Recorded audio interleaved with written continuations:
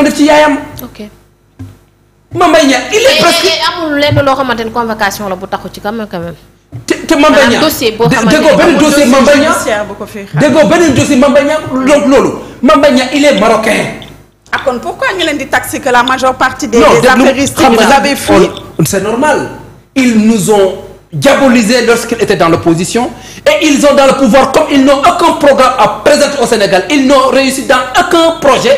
C'est normal que ñu continuer di def cabale politique boobu suñu amoon lu ñu wax nañ régler problème sénégalais yi c'est ça foofu lañ Sénégal di ñun sénégalais yi xam nga ñun dañu dindi peut-être on était incompétent wala lu ñu bëggoon defuñ ko xam nga doon tax ñu wàcce ñu yéegal leen ñoom nag nañ may sénégalais yi jàmm ci éphéméride bi ces choses qui ne tiennent pas la route te ñu jublu ci dundu sénégalais yi. mais pour tamit xol yi feex tamit il faut ñu xam li nga xamante ni. daa am xol yu naqari. non je veux dire pour que surtout ñi nga xamante ni dañoo dund par rapport ak li xew ci 2021 2024 il y a des gens yoo xamante ne dañu génn doon xeex ñu am ci ñu ci gaañu am ñoo xamante ne ba léegi nii dañ ci am ay jafe-jafe am ñoo xamante ne dañ cee ñàkk seen njaboot peut-être ñoom bëgg nañu xam justice soit faite par rapport ak cette situation. xam nga nag code pénal Sénégal.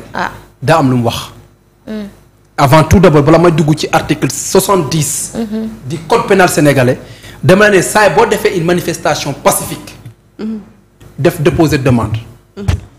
préfecture mu accordé la ne da ngay def une manifestation pacifique saa boo jëlee heure par exemple ñu ne la 15 heures 18 heures soo jëlee 15 heures nga dem soo demee soo yàqee bala ngay dem. sooy manifester soo yàqee wala ngay yëb si yàq tu n'es plus un manifestant tu es appelé un émeutier et un émeutier est incriminé par la justice sénégalaise.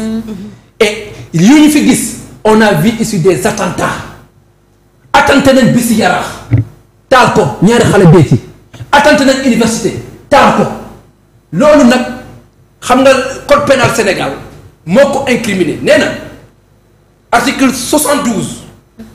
Les attentats. Les attentats. Wow. Dont le but aurait été soit de détruire ou de changer le régime constitutionnel, soit troubler par des moyens illégaux le fonctionnement irrégulier des autorités établies par la Constitution, soit d'obtenir par des moyens illégaux le remplacement des dites autorités, soit d'exciter les citoyens ou habitants à s'armer contre l'autorité de l'État, soit à porter atteinte à l'intégrité du territoire national, sera puni des travaux forcés à perpétuité. Mais lu ñu fi gis est-ce que manifestation pacifique lañ gisoon wala ay émeute lañ fi gisoon wala lañ fi gisoon c'est au Sénégal de juger ñu fekk nañ ko. lañ fi gisoon manifestation pacifique mooy lu ñu def la semaine passée.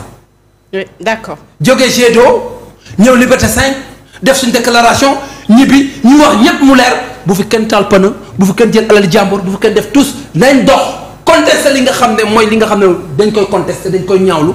dem ñibbi ak jàmm ak salaam loolu mooy manifestation pacifique. waaye yaay ci cautionne une personne qui dit le combat s'annonce mortel et le mot n'est pas de trop. Le combat s'annonce mortel et le mot n'est pas de trop. Plus qu'il y a des victimes, plus que Macky Sall subit une pression. D'accord. Cooki fin mortel combat. Le président de la République on doit le traîner. dañ ko fekk palais déloger ko traîner ko rey ko dagati ko def ko comme Samuel Doe. Dans un état normal vous dites que déclaration yooyu noonu c'est des déclarations qu'on doit laisser comme ça. Macky Sall yoroon l'intégrité du territoire. Je le dis aujourd'hui Diomaye mii il est le président de tous les Sénégalais. Le père de la nation. Il n'acceptera jamais au plus grand jamais que des vandales, des criminels, des délinquants veulent détruire ce pays-là. Du ko nangu. Il voulait quoi? Que l'État sénégalais vacille. Que l'État renonce à la protection des individus. Non, l'État du koy def. Man, je tire un chapeau bas à tous nos forces de l'ordre qui ont eu à tenir avec pugnacité, avec courage, avec intelligence pour garantir la paix et la sécurité de ce pays. Je les tire un chapeau bas et je leur fais une motion de soutien. motion de soutien laa leen def motion de félicitation la ko def parce que Sénégal su nekkoon beneen pays tey nekkoon duñ fi def di def ay émissions. gis nga waxi caaxaan baaxul. très bien loolu tax j'insiste. j'insiste et j'insiste li xew 2029 ñëpp 2021 ñëpp a koy ñaaw ñoom nag suñ bëgg a dégg rek te yàlla tax ils ont 130 députés la loi passe comme une lettre à la poste comme message WhatsApp comme texto message comme texto lay def nañ ko dindi. très bien Samba une dernière parce question. que instant bi kenn mënu ma tuuti oui. instant bi kenn mënu wax ne diw moo def. oui diw deful. parce que ñu ngi ci enquête. parce que ci. gendarme def am ay enquête am liggéey na ci. foog naa ci lu ma yaakaar. oui am na lu ñu yor ñoom ñoo yor ci état. yor dossier yi mais buñ teg benn dossier kudd buñ renal benn dossier lépp na leer nañ dindi amnistie bi wax dëgg neex yàlla ñëpp wuyu ji àdduna bi ñëpp xam dëgg fu mu féete. Sénégal am jàmm sax fi dak parce que nag Sénégal képp koo bëgg a taal du mos a takk. ay nit yu baax ñu fi tëdd. te man nu ma doon protéger Sénégal démb ak barke démb. tey laa koy bëgg di protéger ba tey suñu juge yi respect. magistrat yi dañ leen war a respecter kenn waru leen saaga justice kenn waru ko saaga. et que l'état Sénégal intégrité territoire kenn waru ko yàq. loolu tax j'incrimine les propos de Ngoné Saliou et les propos de Sa Wolof. très bien ci loolu la ñu ñëw après mais juste une dernière question pour clore kii nu mu tudd. le cas de Pape Malick Ndour. mooy que son avocat Me El Hadji Diouf nee na gannaaw péripéties yi nga xam ni dund na ko fële ca aéroport international bu Blaise Diagne mi ngi annoncé une plainte ci li nga xamante ni moom la dund foofu ci bés boobu mi ngi koy annoncé. non man sax su ma gënaloon honnêtement parce que xam nga man li may wax rek parce que man sama famille je suis la seule personne dans ma famille qui n'est pas dans l'armée. qui n'est pas dans l'armée.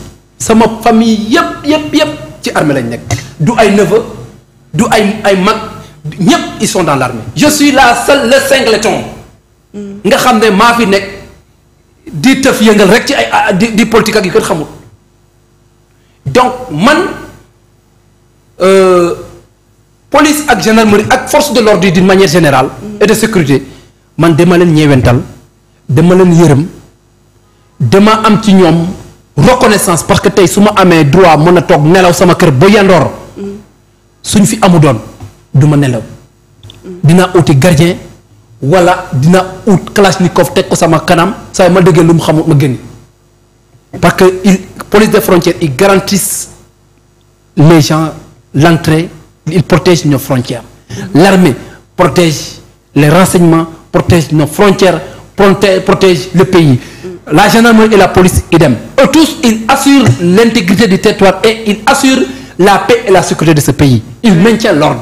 Donc ñooñu tey Pape mën na leen sax wax dëgg neex yàlla baal. loolu noonu xam ne am na nekkul ci ñoom mais peut-être ordre yi ñuy jot la moo tax. loolu tax man ça aurait été moi. Pape Abdoulaye. Pape Abdoulaye Touré nga wax.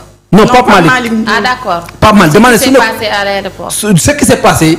ça ne vaut pas la peine sax muy introduire plainte nañ bàyyi mu sedd. xam ne amaan na. bon tey ko walla nekkul loo xamante xam nga ku nekk dans un service commandé. tu ne fais que exécuter des ordres. et loolu dañ koy comprendre jàppee xam ne àdduna noonu la lu waroon am ci moom la. am na ko jël avec philosophie. mais aussi ñoom aussi ñi nga xam dañuy recevoir ordre suñu leen joxe ordre yu illégal am nañ droit ne ko duñ ko exécuter. comme ce qui s'est passé li xewoon 2021 2024. am nañ droit ne duñ ko exécuter. exactement waaw donc mais nag nit koo gis aussi ni ngay jàngate say affaire très bien mais man su ma gënaloon il peut vraiment ne pas entrer dans ça quoi judiciaire mi ngi noonu. on continue et toujours avec les dossiers judiciaires pour parler du cas de la journaliste Ngoné Saliou. Samba Ndong, une pluie de plaintes. On parlait de 3 plaintes la semaine passée. Ce matin, on nous annonce 2 autres plaintes. ñoo dolleeku si loolu mu mel ni l'étau se resserre autour de la journaliste. L'étau ne se resserre pas. Si l'étau se resserrait, le procureur s'est autosaisi depuis belle lurette. Man su ma ko waxoon dans les minutes qui suivent dañ may woo Pape Malick Ndour su ko waxoon dans les secondes qui suivent dañ koy woo képp ku féete opposition ku waxoon wax yu mel noonu képp ku ko waxoon dañ lay jàpp mais il y a pire que ça waxi Waly Diouf Bodiang ci benn vidéo bu